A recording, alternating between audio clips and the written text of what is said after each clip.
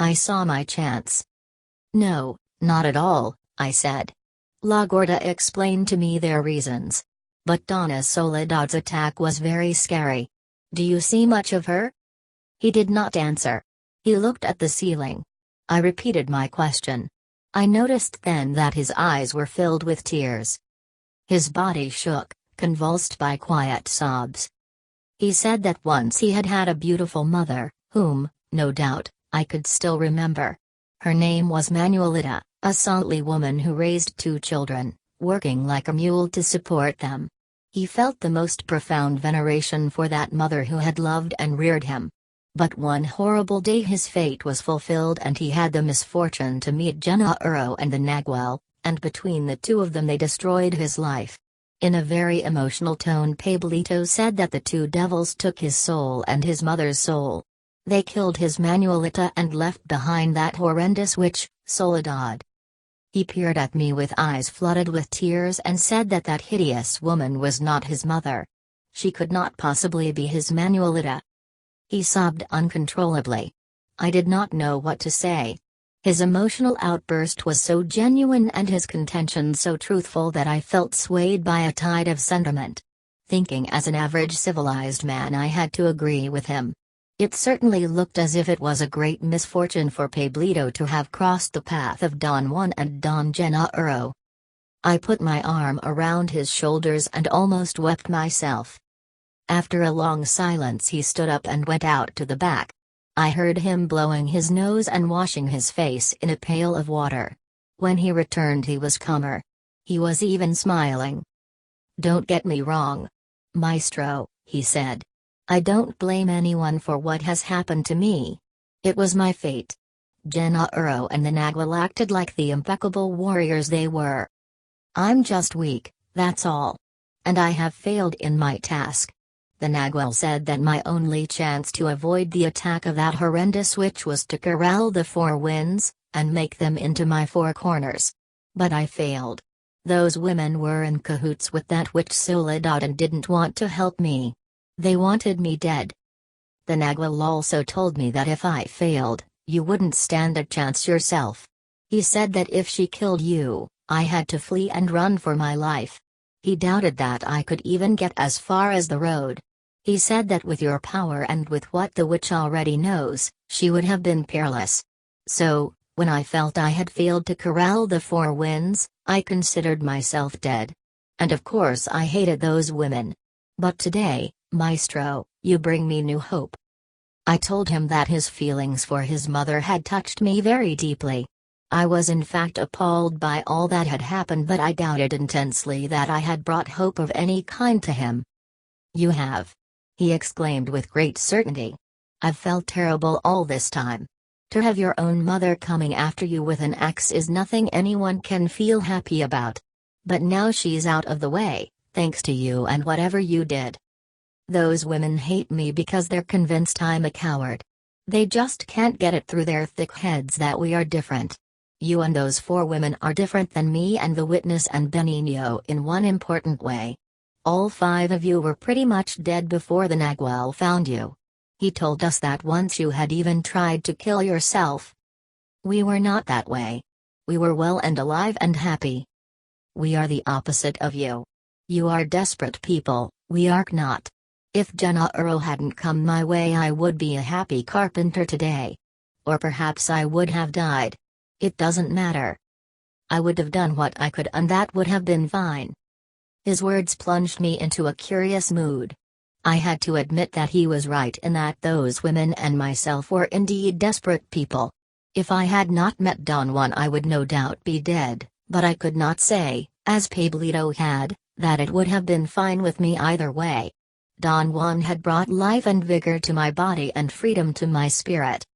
Pablito's statements made me remember something Don Juan had told me once when we were talking about an old man, a friend of mine.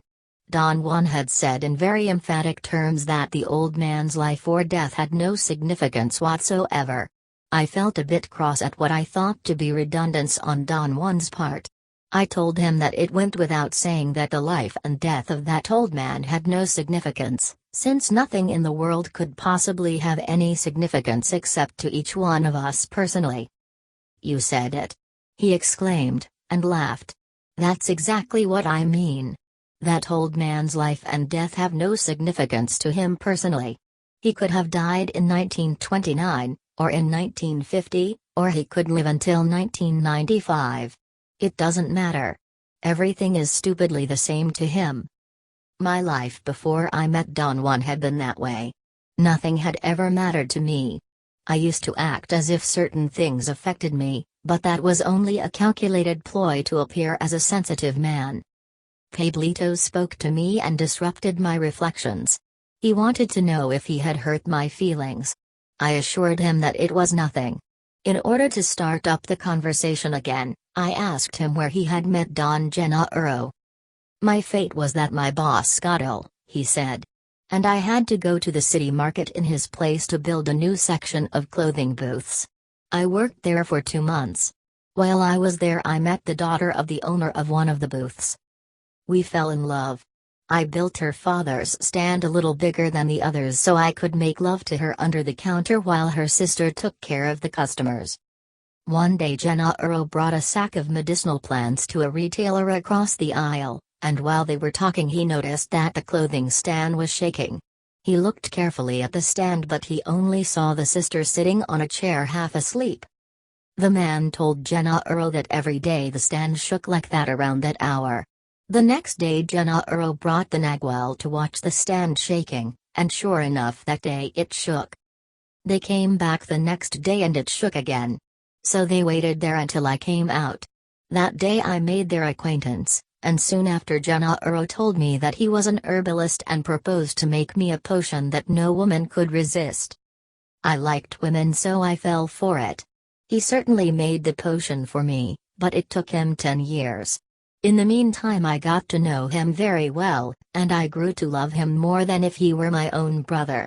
And now I miss him like hell. So you see, he tricked me.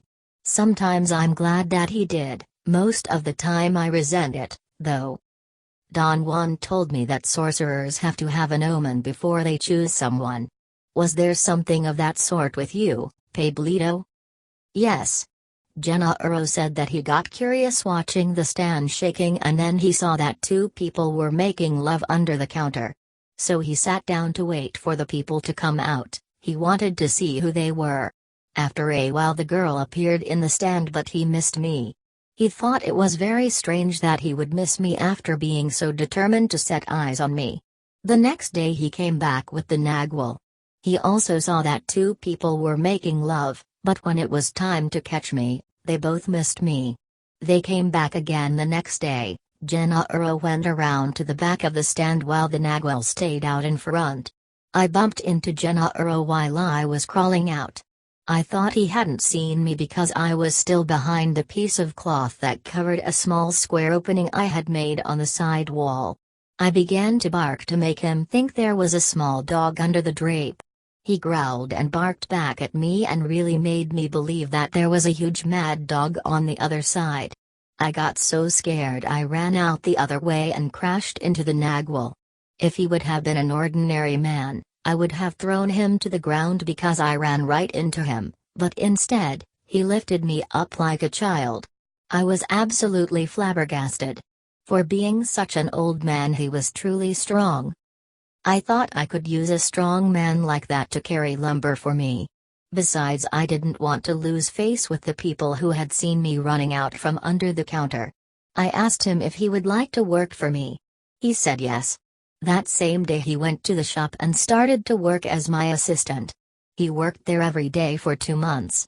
I didn't have a chance with those 2 devils. The incongruous image of Don Juan working for Pablito was extremely humorous to me. Pablito began to imitate the way Don Juan carried lumber on his shoulders. I had to agree with La Gorda that Pablito was as good an actor as Josefina. Why did they go to all that trouble, Pablito? They had to trick me. You don't think that I would go with them just like that, do you? I've heard all my life about sorcerers and curers and witches and spirits, And I never believed a word of it. Those who talked about things like that were just ignorant people. If Gennaro had told me that he and his friend were sorcerers, I would have walked out on them. But they were too clever for me. Those two foxes were really sly. They were in no hurry. Gennaro said that he would have waited for me if it took him 20 years. That's why the Nagual went to work for me. I asked him to, so it was really me who gave them the key. The Nagual was a diligent worker. I was a little bit of a rascal in those days and I thought I was the one playing a trick on him. I believed that the Nagual was just a stupid old Indian, so I told him that I was going to tell the boss that he was my grandpa, otherwise they wouldn't hire him, but I had to get a percentage of his salary. The Nagual said that it was fine with him. He gave me something out of the few pesos he made each day. My boss was very impressed with my grandpa because he was such a hard worker. But the other guys made fun of him. As you know, he had the habit of cracking all his joints from time to time. In the shop he cracked them every time he carried anything. People naturally thought that he was so old that when he carried something on his back his whole body creaked. I was pretty miserable with the Nagual as my grandpa. But by then Gennaro had already prevailed on my greedy side. He had told me that he was feeding the Nagual a special formula made out of plants and that it made him strong as a bull. Every day he used to bring a small bundle of mashed up green leaves and feed it to him. Gennaro said that his friend was nothing without his concoction, and to prove it to me he didn't give it to him for 2 days. Without the green stuff the Nagual seemed to be just a plain, ordinary old man. Gennaro told me that I could also use his concoction to make women love me. I got very interested in it and he said that we could be partners if I would help him prepare his formula and give it to his friend. One day he showed me some American money and told me he had sold his first batch to an American. That hooked me and I became his partner. My partner Gennaro and I had great designs. He said that I should have my own shop, because with the money that we were going to make with his formula, I could afford anything. I bought a shop and my partner paid for it. So I went wild. I knew that my partner was for real and I began to work making his green stuff. I had the strange conviction at that point that Don Gennaro must have used psychotropic plants in making his concoction. I reasoned that he must have tricked Pablito into ingesting it in order to assure his compliance. "Did he give you power plants, Pablito?" I asked. "Sure," he replied. "He gave me his green stuff. I ate tons of it." He described and imitated how Don Juan would sit by the front door of Don Gennaro's house in a state of profound lethargy and then spring to life as soon as his lips touched the concoction. Pablito said that in view of such a transformation he was forced to try it himself. "What was in that formula?" I asked. "Green leaves," he replied. "Any green leaves he could get a hold of." That was the kind of devil Gennaro was. He used to talk about his formula and make me laugh until I was as high as a kite. God, I really loved those days. I laughed out of nervousness. Pablito shook his head from side to side and cleared his throat 2 or 3 times. He seemed to be struggling not to weep. "As I've already said, Maestro," he went on, "I was driven by greed. I secretly planned to dump my partner once I had learned how to make the green stuff myself. Gennaro must have always known the designs I had in those days, and just before he left he hugged me and told me that it was time to fulfill my wish, it was time to dump my partner, for I had already learned to make the green stuff." Pablito stood up. His eyes were filled with tears. "That son of a gun Gennaro," he said softly. "That rotten devil. I truly loved him, and if I weren't the coward I am, I would be making his green stuff today." I didn't want to write anymore. To dispel my sadness I told Pablito that we should go look for Nestor. I was arranging my notebooks in order to leave when the front door was flung open with a loud bang. Pablito and I jumped up involuntarily and quickly turned to look. Nestor was standing at the door. I ran to him. We met in the middle of the front room. He sort of leaped on me and shook me by the shoulders. He looked taller and stronger than the last time I had seen him. His long, lean body had acquired an almost feline smoothness. Somehow, the person facing me, peering at me, was not the Nestor I had known. I remembered him as a very shy man who was embarrassed to smile because of crooked teeth, a man who was entrusted to Pablito for his care. The Nestor who was looking at me was a mixture of Don Juan and Don Gennaro. He was wiry and agile like Don Gennaro, but had the mesmeric command that Don Juan had. I wanted to indulge in being perplexed, but all I could do was laugh with him. He patted me on the back. He took off his hat. Only then did I realize that Pablito did not have one. I also noticed that Nestor was much darker, and more rugged. Next to him Pablito looked almost frail. Both of them wore American Levi's, heavy jackets and crepe-soled shoes. Nestor's presence in the house lightened up the oppressive mood instantly. I asked him to join us in the kitchen. "You came right in time," Pablito said to Nestor with an enormous smile as we sat down. "The maestro and I were weeping here, remembering the Toltec devils." "Were Jan really crying, maestro?" Nestor asked with a malicious grin on his face. "You bet he was," Pablito replied. A very soft cracking noise at the front door made Pablito and Nestor stop talking. If I had been by myself I would not have noticed or heard anything. Pablito and Nestor stood up, I did the same. We looked at the front door, it was being opened in a most careful manner. I thought that perhaps La Gorda had returned and was quietly opening the door so as not to disturb us. When the door was finally opened wide enough to allow one person to go through, Benigno came in as if he were sneaking into a dark room. His eyes were shut and he was walking on the tips of his toes. He reminded me of a kid sneaking into a movie theater through an unlocked exit door in order to see a matinee, not daring to make any noise and at the same time not capable of seeing a thing in the dark. Everybody was quietly looking at Benigno. He opened one eye just enough to peek out of it and orient himself, and then he tiptoed across the front room to the kitchen. He stood by the table for a moment with his eyes closed. Pablito and Nestor sat down and signaled me to do the same. Benigno then slid next to me on the bench. He gently shoved my shoulder with his head. It was a light tap in order for me to move over to make room for him on the bench, then he sat down comfortably with his eyes still closed. He was dressed in Levi's like Pablito and Nestor. His face had filled out a bit since the last time I had seen him, years before, and his hairline was different, but I could not tell how. He had a lighter complexion than I remembered, very small teeth, full lips, high cheekbones, a small nose and big ears. He had always seemed to me like a child whose features had not matured. Pablito and Nestor, who had interrupted what they were saying to watch Benigno's entrance, resumed talking as soon as he sat down as though nothing had happened. "Sure, he was crying with me," Pablito said. "He's not a crybaby like you," Nestor said to Pablito. Then he turned to me and embraced me. "I'm so glad you're alive," he said.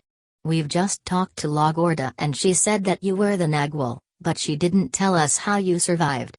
How did you survive, maestro?" At that point I had a strange choice. I could have followed my rational path, as I had always done, and said that I did not have the vaguest idea, and I would have been truthful at that. Or I could have said that my double had extricated me from the grip of those women.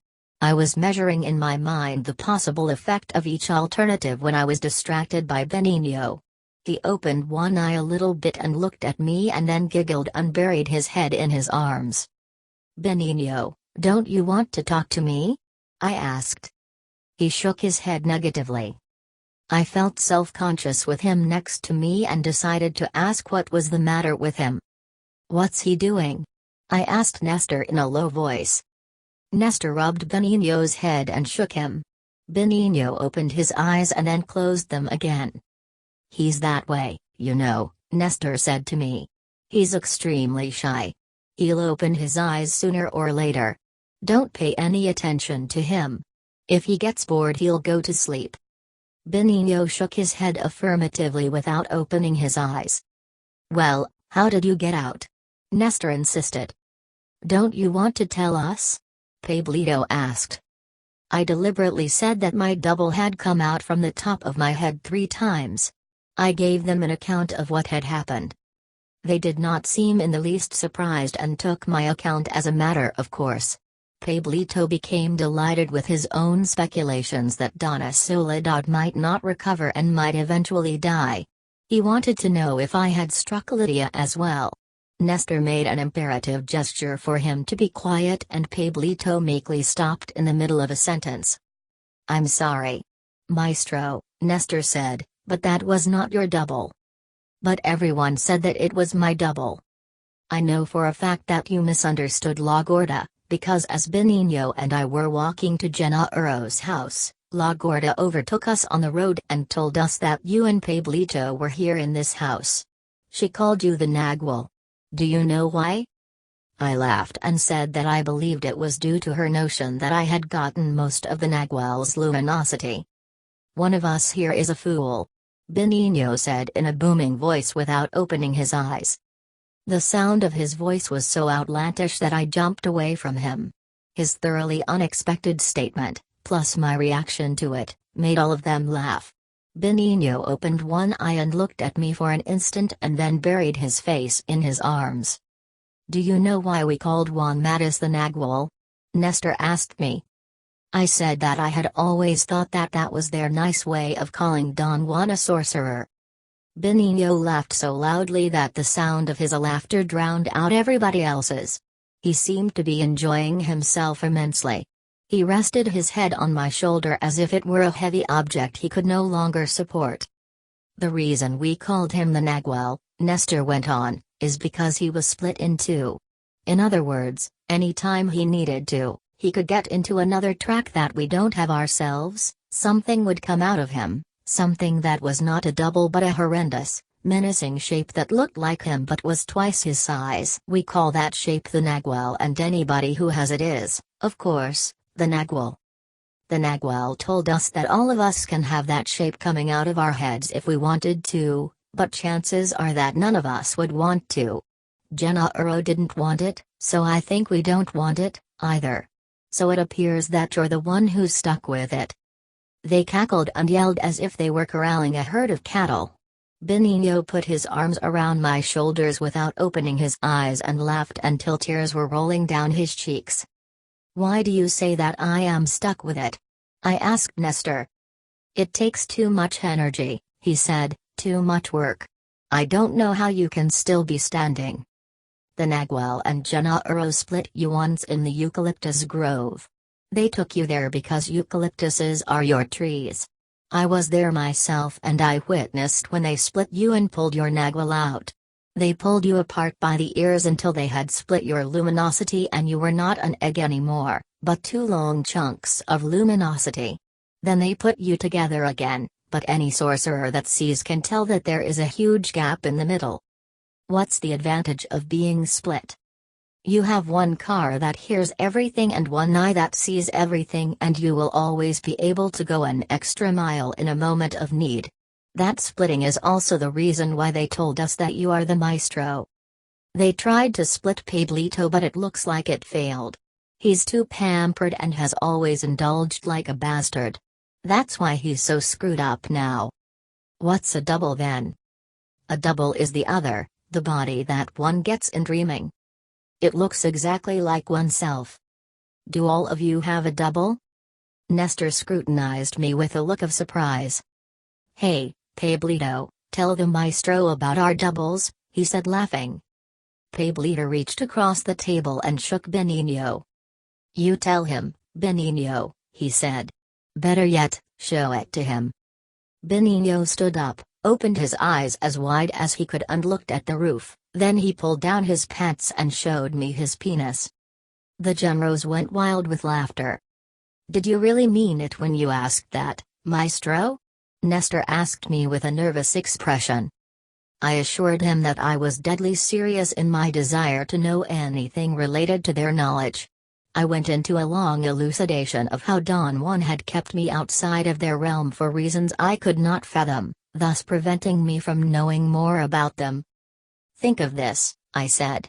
I didn't know until 3 days ago that those 4 girls were the Nagual's apprentices, or that Benigno was Don Gennaro's apprentice. Benigno opened his eyes. Think of this yourself, he said. I didn't know until now that you were so stupid. He closed his eyes again and all of them laughed insanely. I had no choice but to join them. We were just teasing you, Maestro, Nestor said in way of an apology. We thought that you were teasing us, rubbing it in. The Nagual told us that you see. If you do, you can tell that we are a sorry lot. We don't have the body of dreaming. None of us has a double. In a very serious and earnest manner Nestor said that something had come in between them and their desire to have a double. I understood him as saying that a sort of barrier had been created since Don Juan and Don Gennaro had left. He thought that it might be the result of Pablito flubbing his task. Pablito added that since the Nagual and Gennaro had gone, something seemed to be chasing them, and even Benigno, who was living in the southernmost tip of Mexico at that time, had to return. Only when the 3 of them were together did they feel at ease. What do you think it is? I asked Nestor. There is something out there in that immensity that's pulling us, he replied. Pablito thinks it's his fault for antagonizing those women. Pablito turned to me. There was an intense glare in his eyes. They've put a curse on me. Maestro, he said. I know that the cause of all our trouble is me. I wanted to disappear from these parts after my fight with Lydia, and a few months later I took off for Veracruz. I was actually very happy there with a girl I wanted to marry. I got a job and was doing fine until one day I came home and found that those 4 mannish freaks, like beasts of prey, had tracked me down by my scent. They were in my house tormenting my woman. That bitch Rosa put her ugly hand on my woman's belly and made her shit in the bed, just like that. Their leader, 220 buttocks, told me that they had walked across the continent looking for me. She just grabbed me by the belt and pulled me out. They pushed me to the bus depot to bring me here. I got madder than the devil, but I was no match for 220 buttocks. She put me on the bus. But on our way here I ran away. I ran through bushes and over hills until my feet got so swollen that I couldn't get my shoes off. I nearly died. I was ill for 9 months. If the witness hadn't found me, I would have died. I didn't find him, Nestor said to me. La Gorda found him. She took me to where he was and between the 2 of us we carried him to the bus and brought him here. He was delirious and we had to pay an extra fare so that the bus driver would let him stay on the bus. In a most dramatic tone Pablito said that he had not changed his mind, he still wanted to die. But why? I asked him. Benigno answered for him in a booming, guttural voice. Because his pecker doesn't work, he said. The sound of his voice was so extraordinary that for an instant I had the impression that he was talking inside a cavern. It was at once frightening and incongruous. I laughed almost out of control. Nestor said that Pablito had attempted to fulfill his task of establishing sexual relations with the women, in accordance with the Nagual's instructions. He had told Pablito that the 4 corners of his world were already set in position and all he had to do was to claim them. But when Pablito went to claim his first corner, Lydia, she nearly killed him. Nestor added that it was his personal opinion as a witness of the event that the reason Lydia rammed him with her head was because Pablito could not perform as a man, and rather than being embarrassed by the whole thing, she hit him. Did Pablito really get sick as a result of that blow or was he pretending? I asked half in jest. Benigno answered again in the same booming voice. He was just pretending. He said. All he got was a bump on the head. Pablito and Nestor cackled and yelled. We don't blame Pablito for being afraid of those women, Nestor said. They are all like the Nagual himself, fearsome warriors. They're mean and crazy. Do you really think they're that bad? I asked him. To say they're bad is only one part of the whole truth, Nestor said. They're just like the Nagwal. They're serious and gloomy. When the Nagwal was around, they used to sit close to him and stare into the distance with half-closed eyes for hours, sometimes for days. Is it true that Josefina was really crazy a long time ago? I asked. That's a laugh, Pablito said.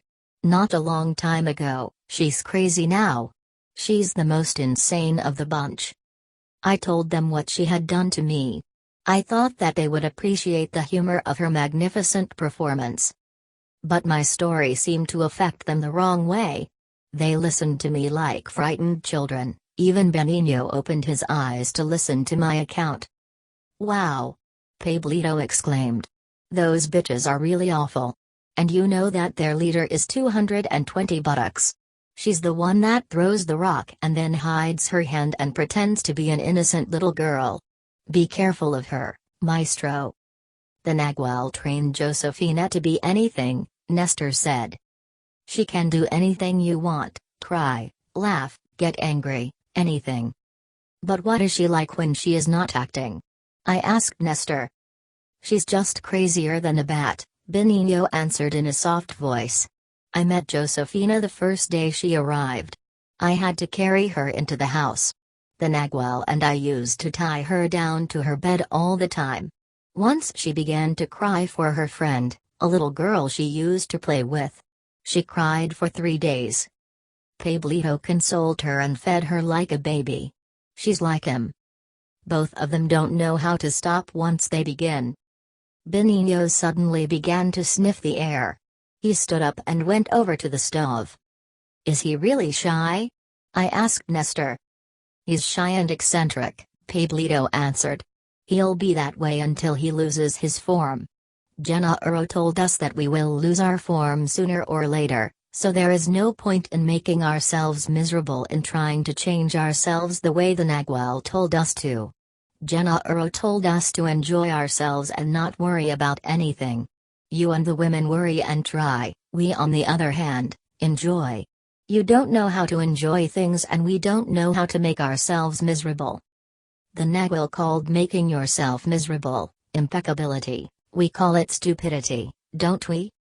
You are speaking for yourself, Pablito, Nestor said. Benigno and I don't feel that way. Benigno brought a bowl of food over and placed it in front of me.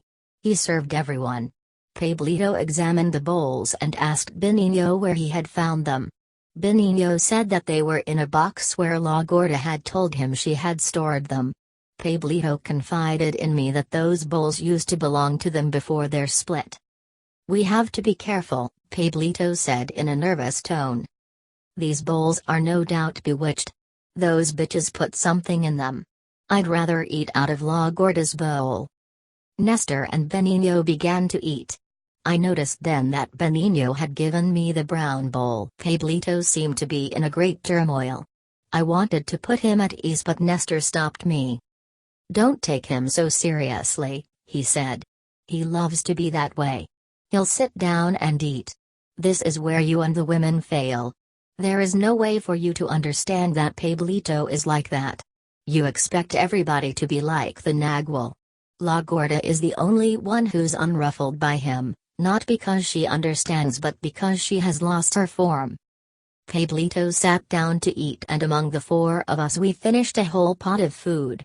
Benigno washed the bowls and carefully put them back in the box and then all of us sat down comfortably around the table. Nestor proposed that as soon as it got dark we should all go for a walk in a ravine nearby, where Don Juan, Don Gennaro and I used to go. I felt somehow reluctant. I did not feel confident enough in their company. Nestor said that they were used to walking in the darkness and that the art of a sorcerer was to be inconspicuous even in the midst of people. I told him what Don Juan had once said to me, before he had left me in a deserted place in the mountains not too far from there. He had demanded that I concentrate totally on trying not to be obvious.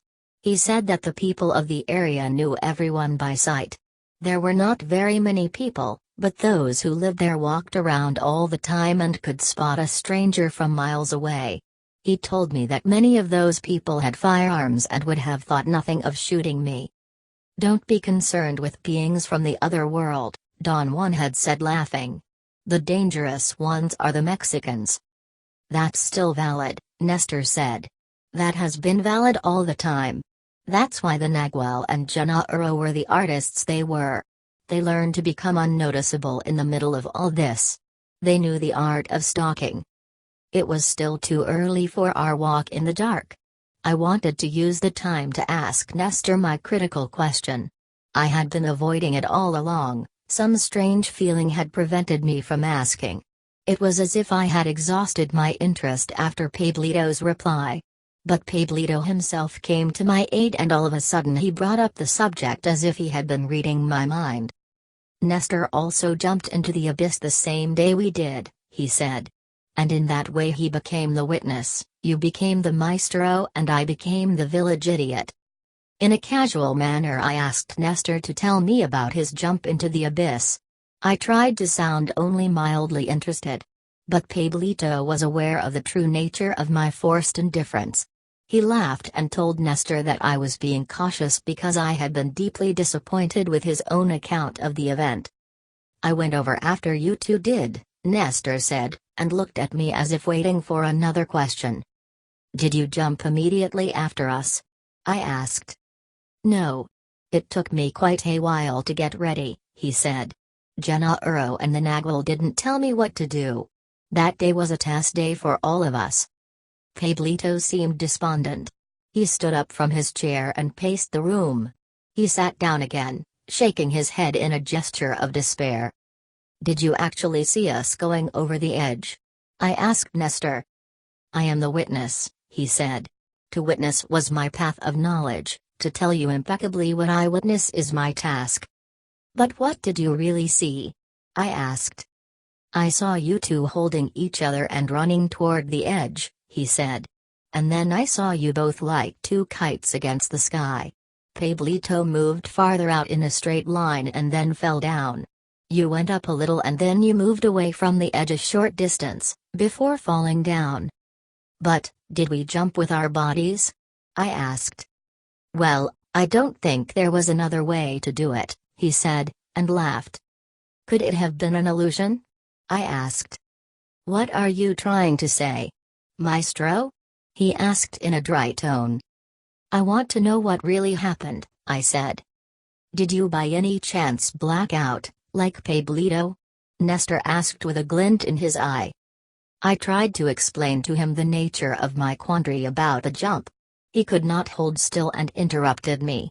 Pablito intervened to bring him to order and they became involved in an argument. Pablito squeezed himself out of it by walking half-seated around the table, holding on to his chair.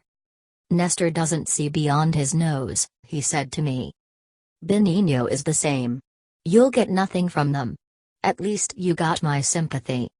Pablito cackled, making his shoulders shiver, and hid his face with Benigno's hat. "As far as I'm concerned, you two jumped," Nestor said to me in a sudden outburst.